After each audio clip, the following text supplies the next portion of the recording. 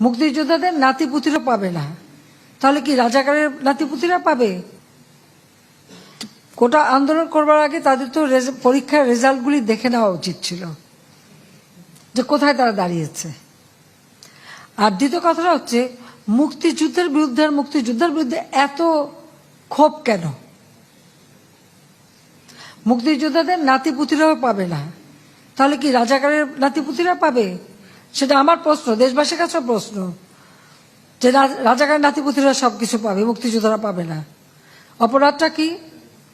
নিজের জীবন বাজি রেখে, নিজের পরিবার সংসার সবকিছু ফেলে দিয়ে যারা মুক্তিযুদ্ধে অংশগ্রহণ করেছিল, দিন রাত খেয়ে না খেয়ে কাদা মাটি ভেঙে রোদ বৃষ্টি ঝড় সব মোকাবেলা করে যুদ্ধ করে এই দেশের বিজয় এনে দিয়েছিল। আর বিজয় এনে দিয়েছিল বলেই না আজকে সবাই উচ্চ পদে আসীন, আজকে গলাবারে কথা বলতে পারছে। নইলে তো ওই পাকিস্তানিদের বুটের লাথি খেয়ে চলতে হতো।